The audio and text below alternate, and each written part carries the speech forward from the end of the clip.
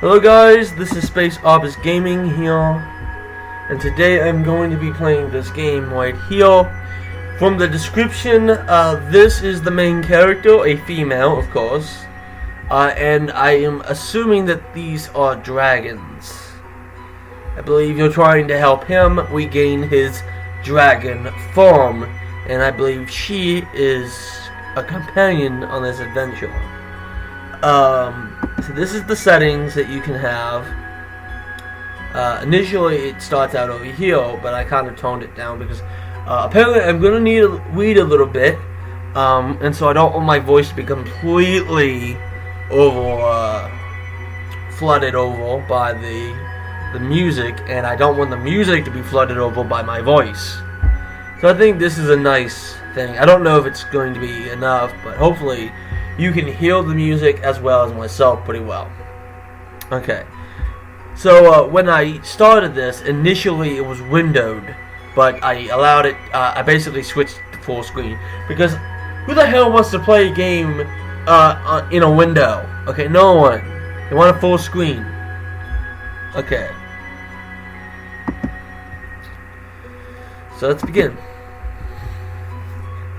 This does have some voice acting, but not a lot. Apparently, I don't know how much. The End of Summer, Chapter 1. Sunlight filtered through the airy forest as the lush fawns grazed my boots.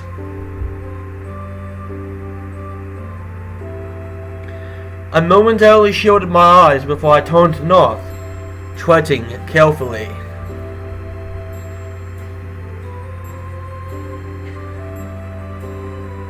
The atmosphere that had hung over the past few months was now being replaced by the sense of crispness of fall. Okay. Though the trees were still green, apple picking season was fast approaching. For the town of I don't know how to pronounce that. I carefully stretched one arm toward the sky, inhaling deeply. I cheerfully stretched one arm toward the sky, inhaling deeply. And thus my weekly scouting for monsters, bandits, or anything out of the ordinary that may harm local citizens is over! Oh, hey! He's happy. Right. And that concludes my mission. I laughed, wondering why I announced my agenda to no one.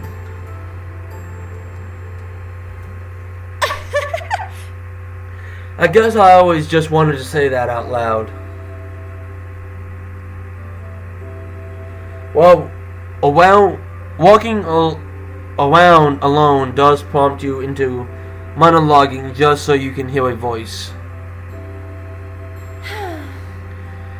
I just wish I wasn't restricted to freelance work, though. How long is my training going to last?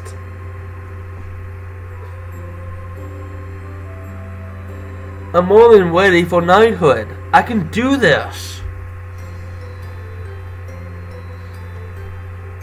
I adjusted my sword belt, making sure the hilt could be pulled out at a moment's notice.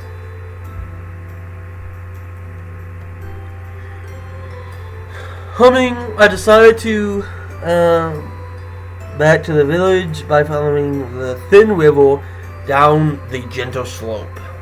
Okay, she's going back to the village. I love the terrain here. There was always an inclination, and higher up I could get a breathtaking and its endless orchards.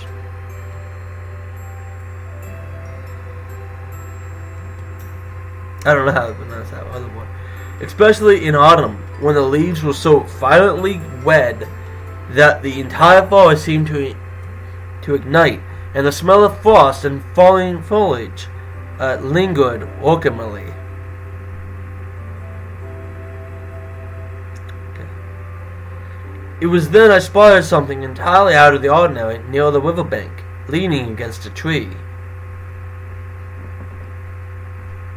Okay. were not exactly comfortable resting spots, and I did not recognize the stranger's attire.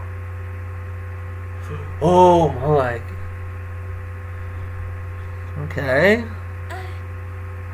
Hello? Are you a traveler? His face came into view and I realized he was sleeping. That's not what caught me off guard.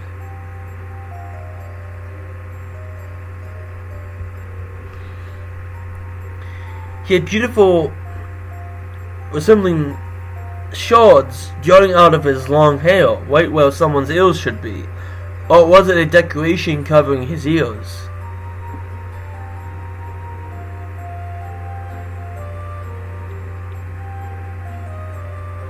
I suddenly wanted to touch them, but I resisted. If he woke up in an untimely manner, it would be awkward to explain.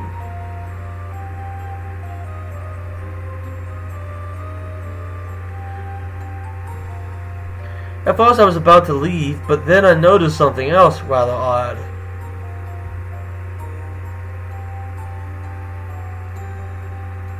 I saw no bags, no possessions, or anything else on him. This place was too far away from civilization for a simple afternoon stroll.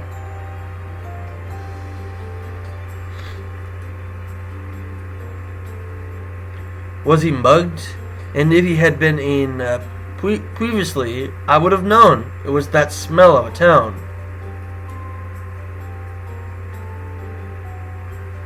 Okay. Curiosity won me over. Hello? I grabbed his shoulder and gave it a gentle shake, finding his lack of response unnerving.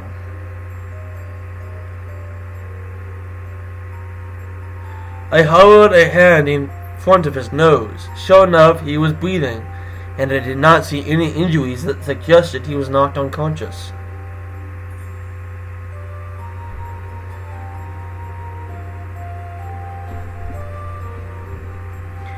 After more feeble attempts to wake him, I decided to improvise a camp.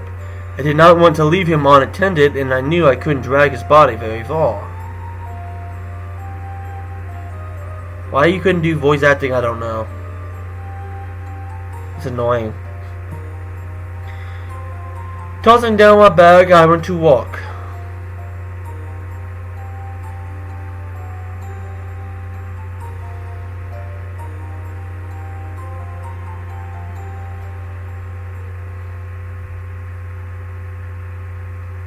The fire quaked merrily as I opened my cloth, which consisted of a lamp of rye bread and hard cheese. A lump of rye bread and hard cheese. Okay. Those were emergency rations, lest I was unable to return. Mother and father were probably worried.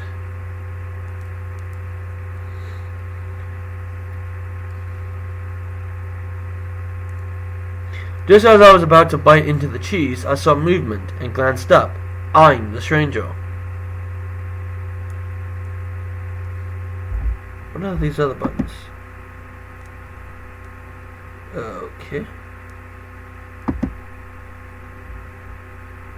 Setting my food down, I shifted, scuffled over or whatever, I don't know. I had previously placed his body in a position and used my bag as a substitute pillow. Though it was probably more lumpy than anything else, it was better than nothing. Oh, cool. Are you awake now? You've been out all afternoon. I was getting worried. Whoa. In a split second, he shot up, and then clumsily fell down. I caught his arm to steady him. Whoa! Take it easy, you just got up. He flinched from my contact, and I hastily let go. Retreating slightly, I didn't get any sense of hostility, but he suddenly seemed bewildered. Who are you?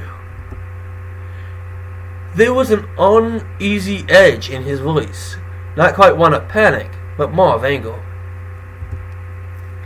It was then I noticed that his eyes were of a brilliant something hue, with his earthly hair tones. Okay, I don't know how to pronounce that, so I'm just gonna say he has purple eyes, because he looks like he has purple eyes. Or purple? Violet eyes? I don't know. I found you in the woods outside of town. The surprise did not leave his eyes. The surprise did not leave his eyes. He stared at his hands and then covered his face. Lastly, he ran his fingers through his brown hair. His horrified reaction was so unsettling that I dumbly sat there for several seconds before muttering the cards to address him again. Are you alright? Obviously not, but I wanted to better grasp the situation. He attempted to sit up again, but this time I was prepared. Again, he was repelled by my touch, and I gave up trying to help him that way. He still appeared unstable, but he stopped moving at least. He actually did it. The hell? Finally, I didn't have to read something! Yay! He actually read it for me!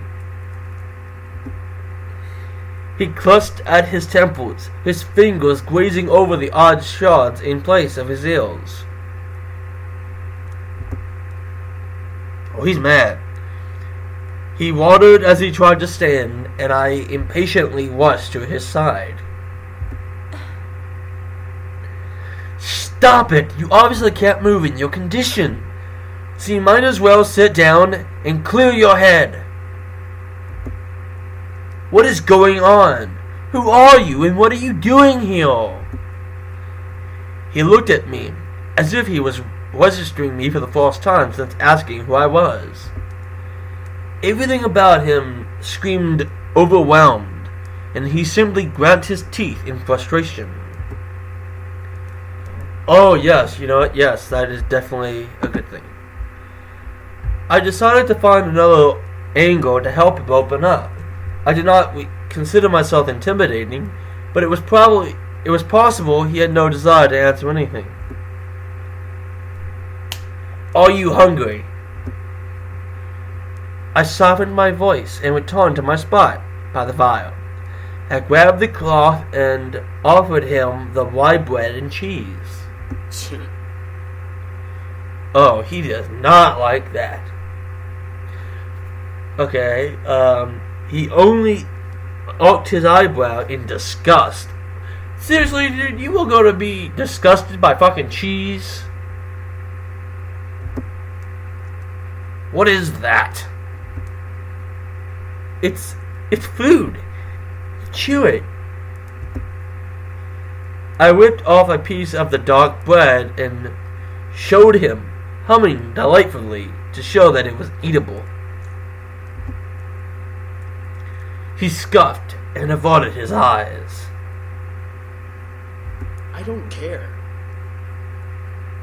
You don't care? For cheese and bread. That is not nice.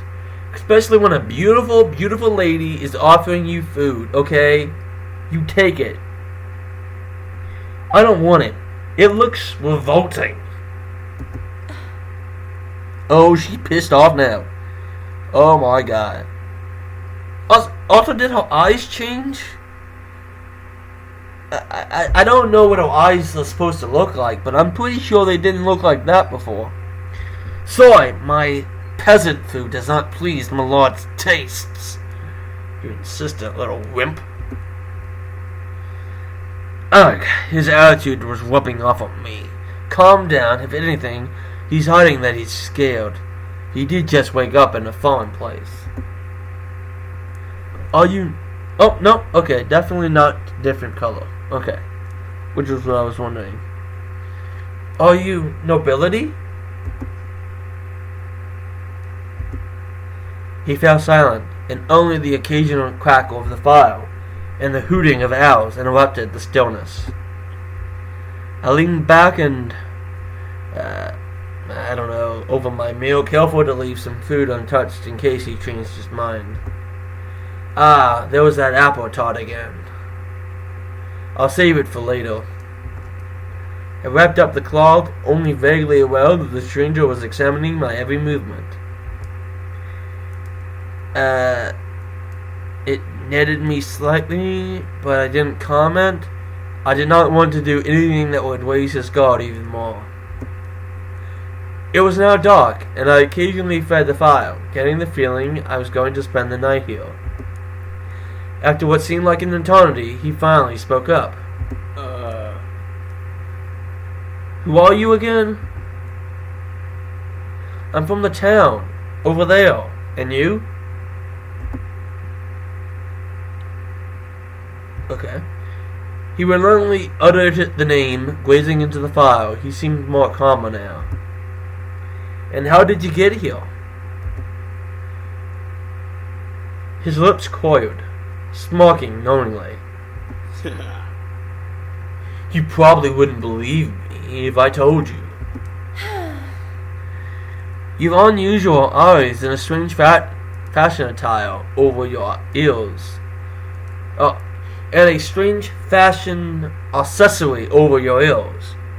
I think I can find your story credible. He flexed his hand and I guess looked at his fingers. I didn't come here willingly. Out of all the places, I don't see why he decided to drop me in this low-born, simplistic.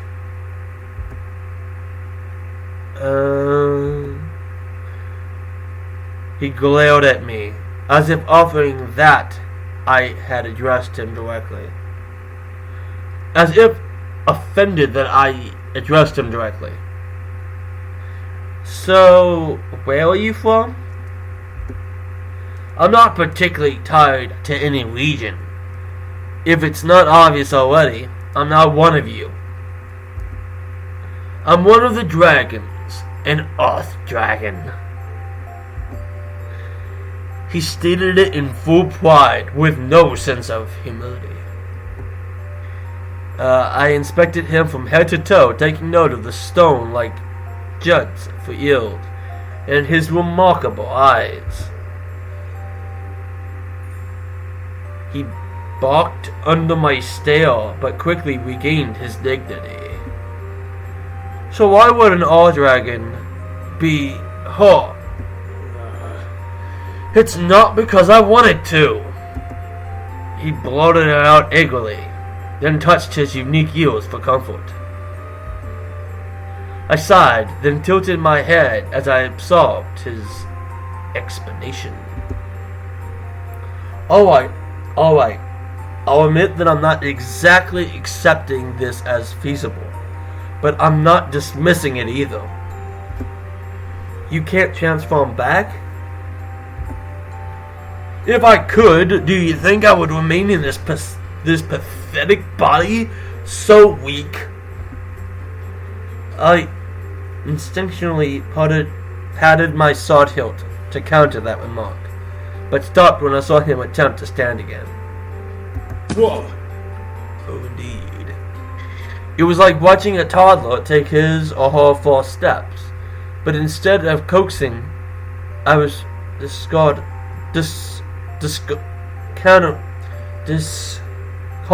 his efforts. We've already established that you're unfamiliar with your farm. Besides, it's too dark to walk around aimlessly.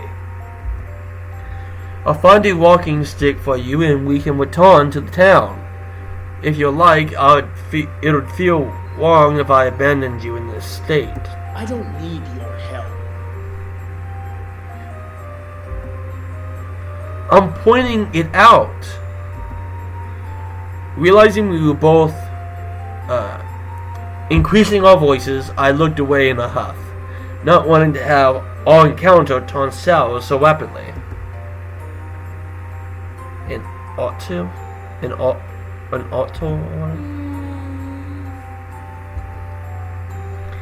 I need to find an auto. You heaven-kind worshippers, right? Yeah. Well, yeah. I mean, the dragon kind were here first, so it's only natural we pay our respects. I admit I thought dragons were more divine and was definitely giving me a different impression. I barely knew anything about the dragon kind, though they focused on their own affairs. You would take me there. It was a plain statement, not a suggestion, nor a plea.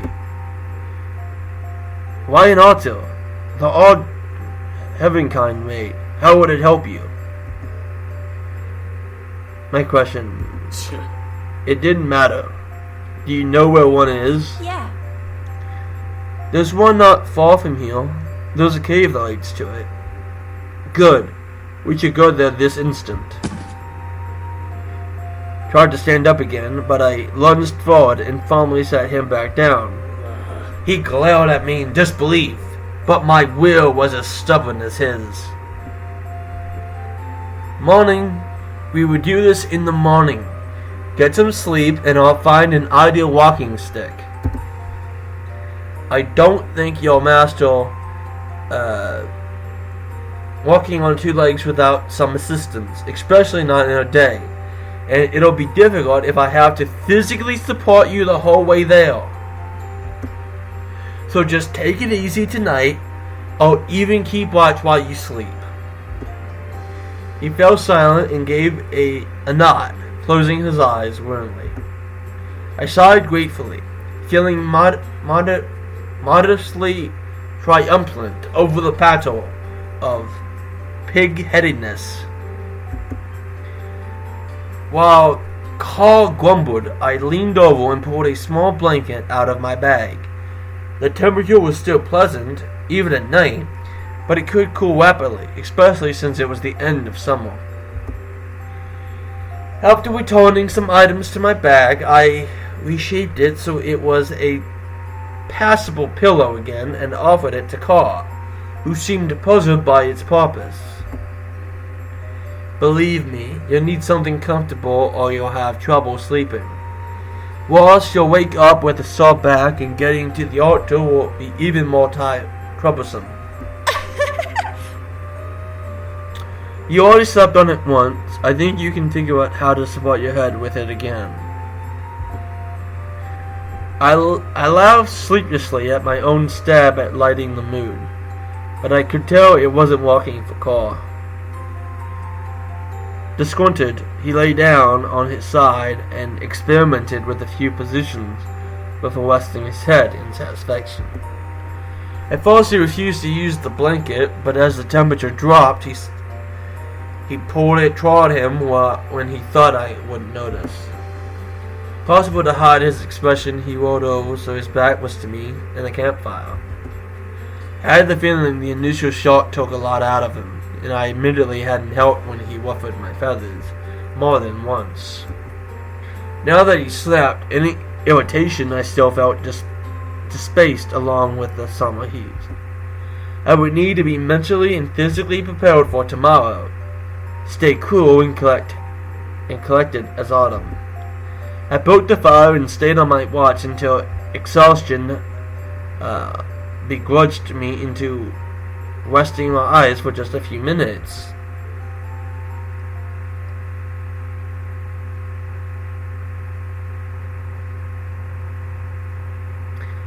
Hey, Ollie's just so cute. Okay, that is just adorable. Is she poking him with a stick? Oh my god.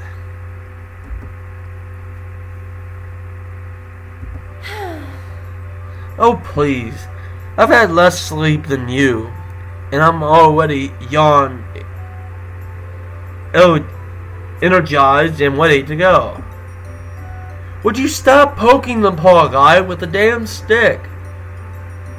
What is wrong with you? Pouting, I poked Carl some more, and with the walking stick I had fashioned for him. Okay, that is just wrong. Stop poking him! It wasn't easy finding a sturdy stick in a forest, but I had located a long one that would suffice. I spent the morning carving off any bark and even indented the tip to make it easier to grip. Now it was my dragon pride. Oh my god. Up! A wise, secret dragon! Whoa! Cut that out!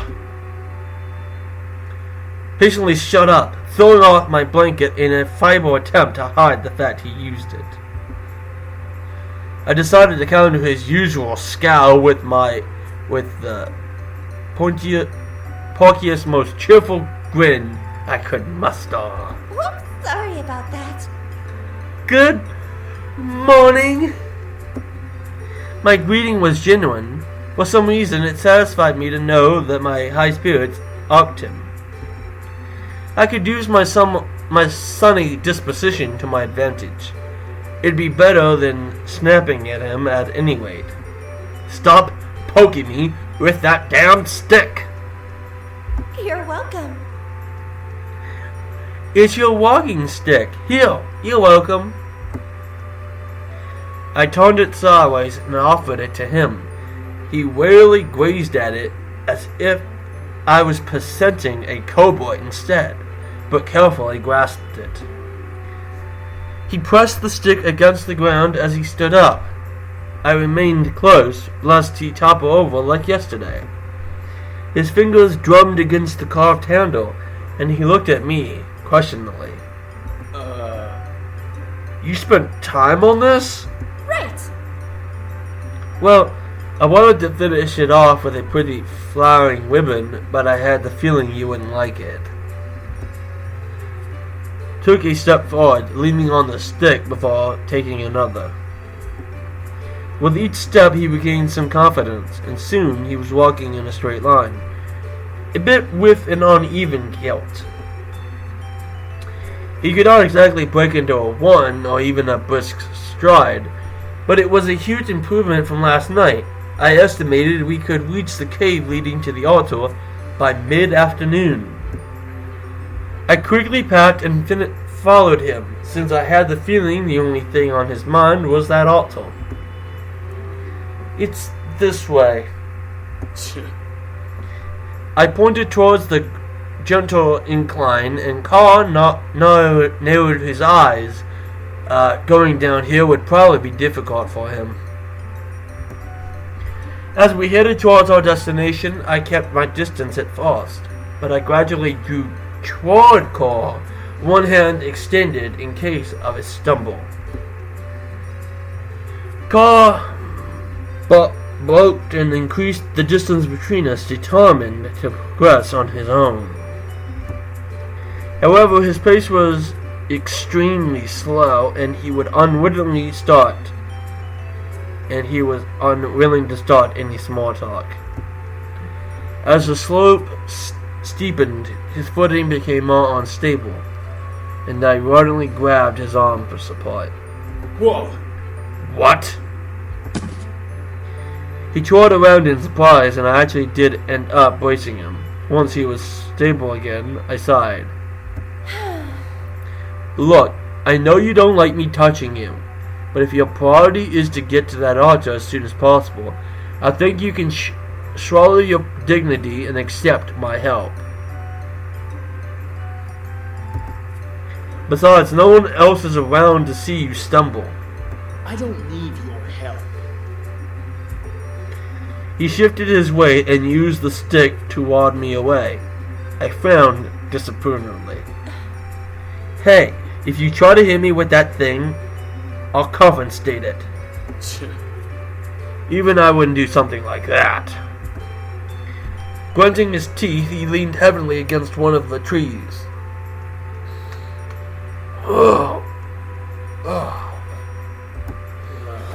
When I got back, I'm going to give him a piece of my mind. Who? My master. His answer started the rush of questions piling up in my head. It would be part of me to interrogate him when he was still obviously overwhelmed by the situation. Right now, the goal was more important. Right. Then let's get to that cave. You believe me? Everything I told you? Maybe you're just a very convincing actor, but I think even an actor would drop his charade after a while. Just as I was about to reach flame again, a low grumble pierced the forest. I glanced at him in amused bewilderment. He folded his eyes, but I could tell he was embarrassed. You know, if you're hungry... Shut up! I think you'll be able to walk faster if you have something to eat. What do dragons eat anyway? Annoying. I rolled my eyes. Well, you have a helping kind stomach now, and I doubt it'll agree with a diet like that. But it does make sense that you wouldn't want to try the bread or cheese. I doubt dragons slash Y or one down dairy farms. It was then that I remembered the apple tart.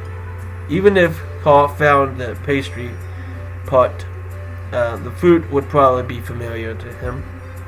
I asked him to sit down. When he refused, I simply made myself comfortable on the ground first. Here, this is the closest thing I have to something found in nature. I could forage, but that would take even longer. What is that? It's a pastry. My dad owns a baker. You probably wouldn't understand that. It's basically a treat with apple filling, and I think some apricot jam. Thankfully, my dad provided showing off the natural ingredients. As a result, the top of the tart had slices of appealing fruit covering with a luscious yellow glaze. Oh my god. He must have been agreeable enough since he accepted the pastry. Look at Dolph's face. Dolph's face is like, seriously? Like, oh my god, dude. Like, look at him, he's fucking enjoying it. He is enjoying that thing like a motherfucker. Yo, welcome! As soon as he nabbed on it, he realized how famished he was and quickly devoured the entire tart. I watched as he coughed slightly and wrapped the crumbs off his mouth, but his expression was unreadable. So, how was it? Anything tastes fine when you're starving. Or you just inhaled it so fast you didn't actually taste it. Well, it should tide you over until we reached the altar. Grabbed a stick and we assumed our trip. The extra sugar boost seemed to lift both the pace and his mood, although he stayed. Okay.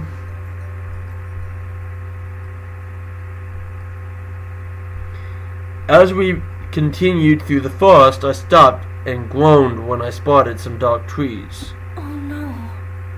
Oh no. Those are trees. Completely forgot. We should probably go around them.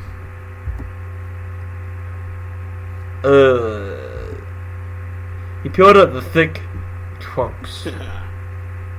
What? Scared of the bark? It'd be quicker if we continue in a straight line. No, it's not about the trees, it's what lies in them. They make perfect nests for whatever the hell that is. The hell? Those giant barred things? I thought you would know them. I would if I understood your names. Why are you giving new names to everything? Anyway, we dragons were here first, and we'd already established. I raised my hands to silence him. Now I wanted to make any unnecessary noise. He scoffed, but a sheer cry startled both of us. Then, what do you call that? Whoa! We usually call it food. Well, that'll be us now. Perched on top of one of the lower branches was a reptile bird with scales running down its front. The rest of its body was covered in earth-tone feathers. Though probably no taller than 4 feet, Its extremely wide wingspan and sharp talons made it a fearsome animal to encounter in the wild. Raised young way into the fall, so the mothers would be extra territorial this time of year. The bird ruffled its plume, making itself seem larger than it was, and prepared to launch itself at us. I immediately stepped in front of Carl, grabbing my sword as I took a defensive stance. With Carl's condition, an instant retreat wouldn't work. I'd have to guard him. Whoa. What are you? You're not planning to fight it, are you? Yeah! Do we have a jump? Look out! I shoved Carl off balance. Thanks to my quick reflexes, we narrowly avoided a slash from the ward. The wind whipped out my hair as debris flew around us. I stumbled to my feet and sprinted forward, hoping to keep the reptile's attention away from Carl. As it drove towards me, I slashed forward. It ventured away, dodging my counterattack. I'll keep you busy while you get away. Bring it. Are you stupid? I'm not leaving you behind. Carl, I need you to take me to that altar.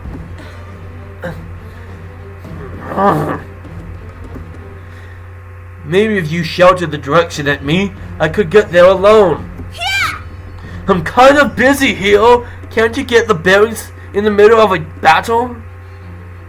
I can't get my bearings in the middle of a battle. My aggression was I needed to keep the bird at bay. However, my training had never covered aerial attacks, and the bird's scary front was like armor. The hell? Are you holding back? No. It's just protecting its young. It's trying to kill you. You think I haven't noticed? Oh, for the wings. Clip them. It won't hurt it, but it'll stop it from flying. Just clip the tips. I widened my stance as I prepared for another attack. At the last second, I leaped to the side, slashing at an angle. My sword beautifully cut off the thick premium feathers. The monster hit the ground, its shoulder and head bearing the brunt of the crash. It let out a cry, and I felt a split second of guilt. That finished with a yelp as the bird tried to tear me down with its talons. Luckily, the bird was designed for swooping down at prey, rather than running on the ground, so it could only hobble awkwardly. As it tried to fly, I retreated, grateful that it was even slower than he was. I rode through the trees until it finally gave up chasing me. Sighing in relief, I went back and I returned to Carl, who was also at a safe distance. Whew, looks like he gave up, but what about its young? It'll be fine. The feathers will grow back and it can still hop back to its nest.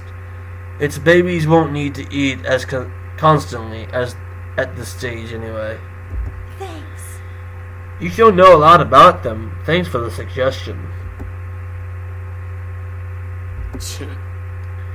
He snorted. I already told you, they're food. Of course I'd know about them. Soon the forest was quiet once again, with only the sounds of our footsteps and the tap of Carl's walking step, breaking the silence. Surprisingly, he did not protest when I suggested a safer route. No, when I walked nearly shoulder to shoulder with him. I had the feeling that starting a conversation would push my luck, so I kept my mouth shut and instead hoped for no more setbacks.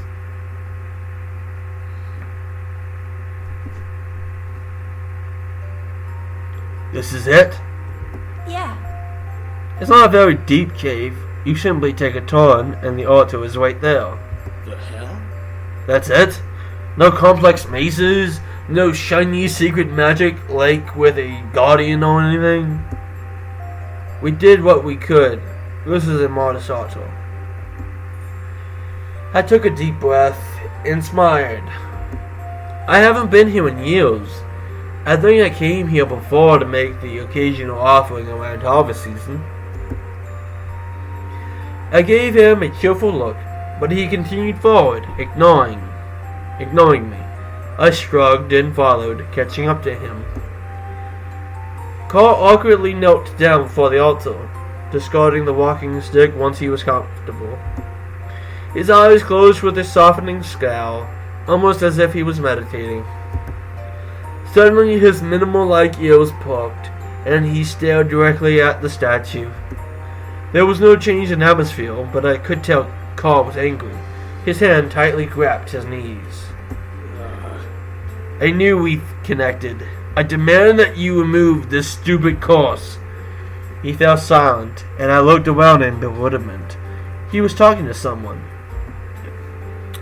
But I could not hear the other half of the conversation. For some reason, that made me even more attentive as I tried to piece everything together.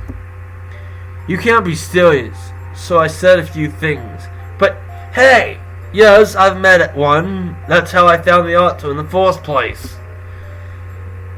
Charles Meehan blinked in confusion, as if studying me for the first time. I stiffened, wondering why he was staring at me so intensely. Once he finally turned away, I relaxed, though I could not help but feel anxious about the discussion. What about me? Annoying. Weak, pathetic, gives strange names to animals, doesn't seem to know much about whatever that is, or how the world works. Is he referring to Heavenkind in general, or just me? What? I guess the food is half decent or something. What? No. You're not sending me on a pointless inspirational quest. I'm not a child. I can't even walk in this form. So your plan is... At that moment, a blinding light flashed from where Carl was, and I flinched in shock. Carl? By the time I knelt down and wonderingly grabbed his shoulder, the flesh had already disappeared. In one smooth moment, Carl removed my hand and stood up without the walking stick. His eyes still seemed focused beyond me, and he slowly nodded to himself. Did your powers return or something? He extended his palm and launched toward the ground, slamming against the hard stone. The entire cave shook. The tremor visible and mentally shocked me as well, and my heart pounded loudly. I felt so paralyzed that I couldn't even scream. Once I found my balance, I looked bewilderment at Carl, who flexed his unharmed fingers with a smug expression. So... He barely glanced at in my direction. It's not exactly what I wanted, however a portion of my original power and strength are back, along with my balance. I can actually be comfortable in this form now. He gave a dismissive kick to the walking stick, then promptly walked away from the altar. Right. That's promising at least. What will you do next? Do what he ordered me to do, and become normal again. Okay. I wonder if I can save this.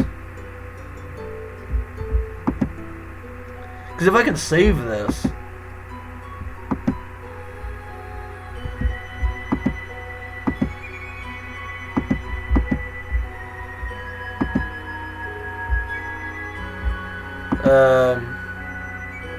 Oh no! Okay, hold on. I definitely have to find out how to save this. Because I'm not about to do this. This is going longer than expected. Okay, that's how you load. There's gotta be a way to save this. Ah, there. Okay. So it's the chest. Okay.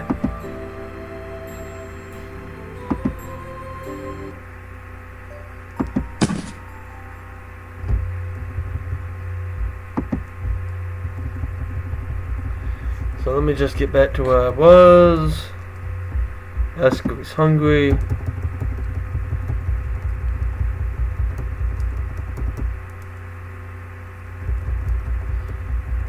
And we will continue this in, I guess, part 2. Because I'm not about to do this in one go. This is just ridiculous.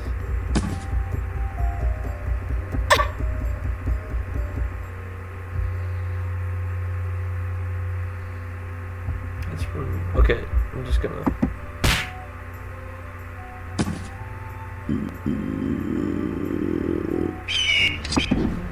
Okay, we're getting close to where we need to be.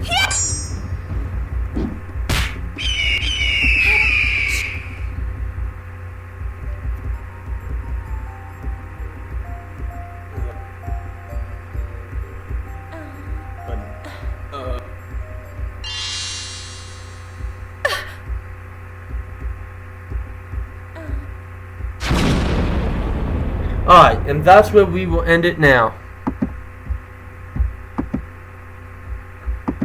Until next time, guys, see you in part 2.